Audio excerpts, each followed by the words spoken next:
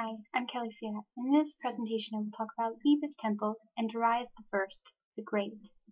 This is part from a series of presentations that I completed during the time of my master's degree in Egyptology, 2011 to 2012. Thank you. In outlining this presentation, I will be exploring the Hibis Temple as an archaeological feature during the Persian rule in Egypt. We will be covering two key topics. The first is, to what extent can we know about Darius I by understanding Hibis Temple? This includes, what does Darius I's presence say about his reign by being associated with Hibis Temple? The second topic includes, what can we understand about the character of Darius I and how he was perceived or presented? I will be discussing a variety of topics, which include inheriting a kingship on courage, an organized statesman, the accomplishments of a smooth politician, and followed by the summary of Darius I. Hibis Temple is a marker of time existing through various reigns stemming from old foundations and structure of Psammetichus II and proceeding through to the Roman Ptolemaic period in Egypt. The sweeping movement of the Persian rule cut through the temple and left its marker on time. Darius I's reign is stamped upon the walls of Hibis Temple, and it is during his reign that further works proceed. But what more could we understand about Darius and his involvement in the Hibis Temple works? Who was he, and what can be concluded about his reign of the Persian Empire? Hibis, town of the plough, also known as Hebet, meaning the plough, and as Hibitompolis, city of the plough to the Greeks, was the garrison capital of the Karga oasis. It was located in the valley between the foothills of Gebels Altair and Nadura. Covering about 1 kilometer square, the ancient town of Hibis is buried under modern cultivation. Excavations by Herbert Winlock from the Metropolitan Museum of Art on the edge of this ancient town in the early 20th century uncovered mud brick houses with fresco paintings and vaulted ceilings. Unearthed from what would have been the center of the town of Hibis is the sandstone temple of Amun-Ra. It has an east-west access and is classified as one of the best preserved temples in the Western Desert. The Hibis Temple is located in a palm grove and is about 2 kilometers north of El Karga. Hibis Temple is the finest example in Egypt of a Persian period temple with well-preserved reliefs, which is likely from its burial in the sand over many centuries. It is rich in religious iconography and presents an unusual style of theological texts, which could be attributed to the influence of local art styles, which has not been studied until recent years. One example is that there is a wall relief that depicts a winged Seth, god of the desert oases, with the head of a falcon and colored blue, an unusual color which is typically associated with air deities, fighting with the serpent Apophis. The temple consists of a pylon, open court, pillared hall, and sanctuary. It would also have had a lake and boat quay along its eastern side to permit access to the temple for festivals. In 2002, the local Supreme Council of Antiquities uncovered a cemetery at the site, thought to date from the Second Intermediate Period and New Kingdom. In front of the temple are Greek and Roman tombs, and excavations south of the temple have revealed that the Christian-era buildings dating around AD 350 were destroyed by a great fire. Therefore, there is a long period of occupation in this location. The sanctuary of the temple is the oldest and most important part, decorated with 569 different gods and goddesses. On the northern wall of the sanctuary are the gods and goddesses of Lower Egypt, while the deities of Upper Egypt are depicted on the southern wall. The western wall has a group of deities from Thebes and Heliopolis, including Osiris, Isis, and Horus, as well as the Theban triad of Amun, Mut, and Kamsu, to which the temple is dedicated. A small chapel on the roof is also dedicated to the god Osiris, and to the southwest side of the temple is a mamisi or birth house. Initially, the earliest existing parts of Hibis Temple date to the reign of the Persian ruler Darius I. However, foundations of an earlier structure were found by Winlock to suggest a much earlier building works on this site. Eugene Cruz-Uribe In his investigations of the Hibis temple, analyzed its architecture and decorations and suggests 5 pre-Ptolemaic phases of building. The first, Siat, Psammetichus II attributes to the earliest part of the temple. The second is Darius I, renewed the work of Psammetichus II and continued with a great deal of decoration. These works were continued to about 522 BC. The third phase is Darius II, possibly, who continued on with decoration from Darius I. The fourth phase is Acorus, built the hypostyle N and erected 2 statues.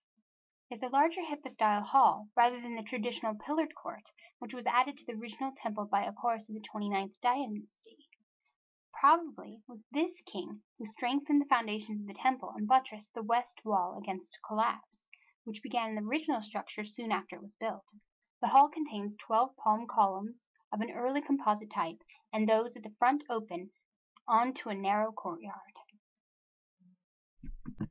The fifth phase is the 30th dynasty kings, whose building works and decoration were of portico Q. The construction of the inner enclosure wall enclosed a kiosk or colonnade with 8 columns, which fronted the main part of the temple. Due to the wide span of the kiosk, which is 7.4 meters, the roof was supported by wooden beams.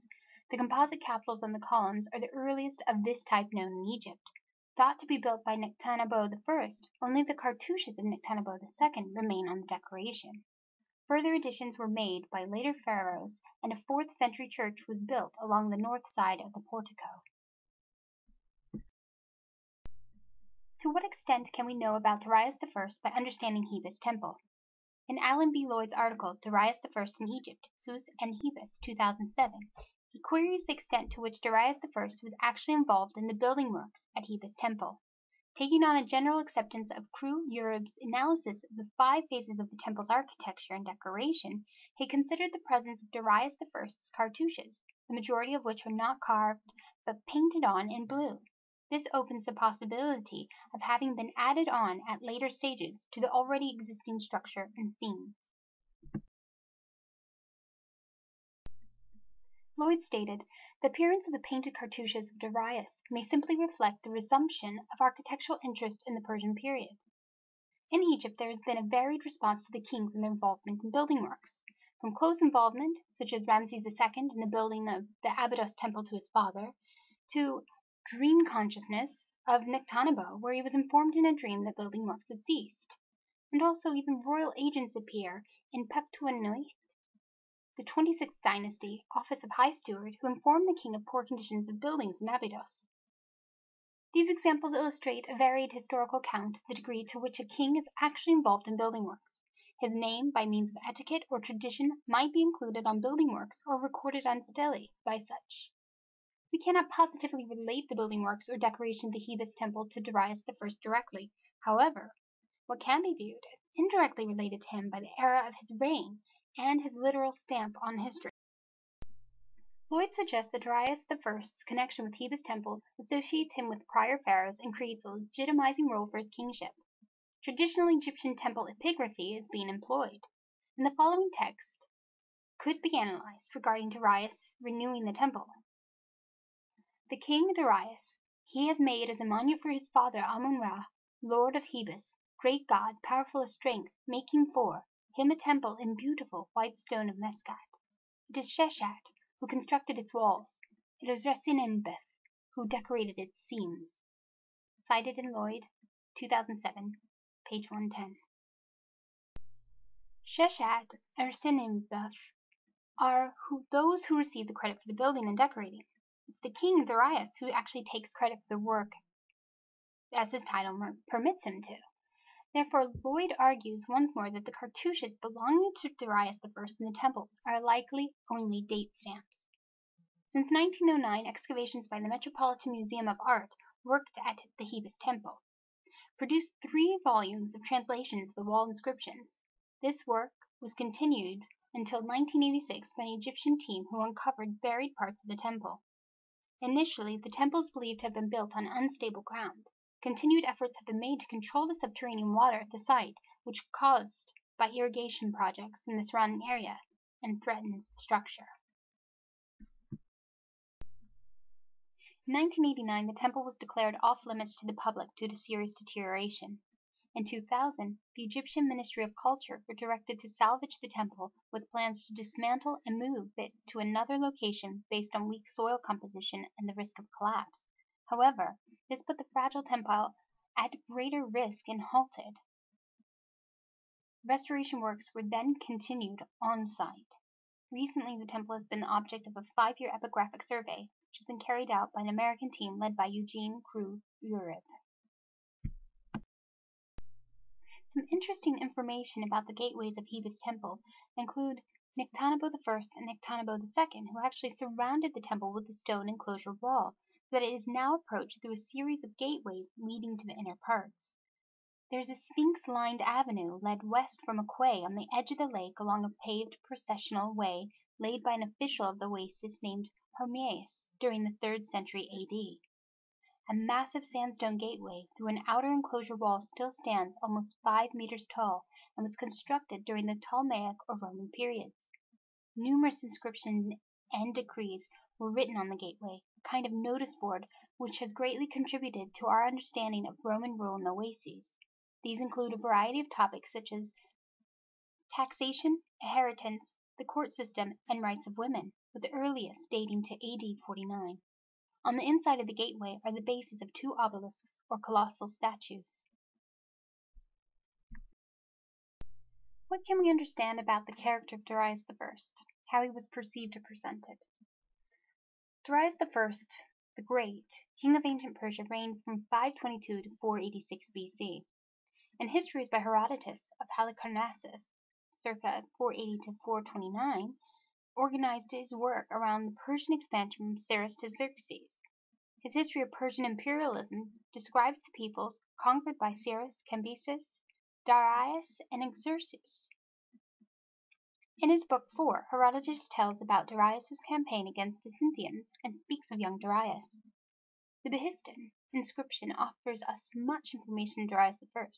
It is engraved on a cliff about 100 meters off the ground along the road between Ecbatana and Babylon and consists of a relief and a text. Darius I was not directly related to Cambyses or Cyrus, yet came to rule. In the inscription, Darius tells how he, with religious notation of by the grace of Ahura Mazda, killed Gautama, became king, and defeated his enemies. It is noted that his father, Histapes, was still alive during his conquest. However, bravery and courage to fight against Gautama is what determined the successful new reign of Darius. Therefore, we can analyze a message in history that claims Darius I as a very courageous and fierce king, who legitimized his rule based on this to overthrow a usurper wrongly in power who was not challenged by anyone else. The inscription's location relates to the gods. Clearly, Darius maintains religious thought in the text, attributing Ahura Mazda as his aid to his achievement. The Persepolis fortification tablets from Persia, found in Darius' religious capital at Persepolis. They concern economic administration of the region until 493 BC, and deals with sacrifices to the gods, rations for the wives of Darius, and travel permits. This enables us to understand the locations of and status of Darius' courtiers. Similar texts are known from Babylonia, an important satrapy of the Persian Empire. Further to this, there are other sources from the building inscriptions of the royal palaces at Susa, Persepolis, and other locations, attributing Darius as the one who erected various building works. So, this informs us that Darius was very much aware of the essence of building and maintaining your name on such construction. As the Behistun inscription makes the reader aware, Darius I was a very firm believer in the true religion of Zoroaster, a religion with the basis that good thoughts and deeds, done in righteousness, will prevail and keep chaos at bay. Darius I was accredited as being a good statesman and organizer, which such a campaign to overthrow Gautama would require. He organized the provinces and tried to maintain a strong front and keep lesser inclined groups on the edges of these borders. Among some of his other accomplishments, Darius introduced gold coinage of the darak, a word derived from gold, in an attempt to create commerce and expand trade for the Persian Empire. In doing so, he had a canal dug from the Nile to the Suez, where his ships sailed from the Nile through the Red Sea by Saba to Persia. There is a lot of emphasis on Darius creating positive links with various people and lands in the Persian Empire. He was considered a smooth politician who was more flattering than that of any other Persian ruler, to quote Lloyd. He created a wider form of assimilation, not based on changed customs, but on the acceptance of having one imperial ruler. An example of this could be viewed from the inclusion of his name at Hibis temple in Egypt, and also the services he provided to Egyptian cults, of which the Apis cult and the temple of Edfu are benefactors of. However, these are also important cults related to the kingship of Egypt, and it is debatable whether these had been called into focus by an agent to Darius as king to maintain this tradition. It is also beneficial for Darius to do such, as this would elevate his position with the elite of the kingdom. Therefore, the example of Darius's direct involvement at Hibis temple is likely to be minuscule. The vast Persian Empire would require his great organizational skills, and therefore could not be directly focused on particular building works without the intercession of an agent. In summary, the Hibis temple is an archaeological feature which upon further investigation allows us to examine evidence from over a great span of time from the Persian rule in Egypt on through to Ptolemaic Roman evidence. In the first key topic that we covered, describing to what extent can we know about Darius I by understanding Hibis temple, well, the presence of his cartouches and the understanding of his kingship in relation to traditional pharaonic practices associates that Darius was keen to be recognized by the elite, whilst locals were legitimizing his reign according to traditional methods by practice and possibly as Darius's way of assimilating himself with the people. In key topic 2, we questioned what can we understand about the character of Darius and how he was perceived or presented. An avid believer in Zoroaster, the power of his kingship is given flight. The courage to face a powerful foe and overcome with lesser odds is reminiscent of David and Goliath, good and evil. He was a well-organized leader and created trade relations to unify and sustain the Persian Empire. Darius was a smooth politician and aimed at creating a unified empire under an imperialist rule of one king, whilst not inhibiting the general practices of a varied people and lifestyles over an expansive empire. And lastly, we should not forget, Lloyd sums up Darius well by the following quote: "Overall, we must not read Darius in Egypt as we read Darius everywhere else, such as a hard, arrogant, calculating, and ruthlessly efficient organizer with a keen perception of how to preserve his personal property, that property which we are accustomed to designate by the term Persian Empire."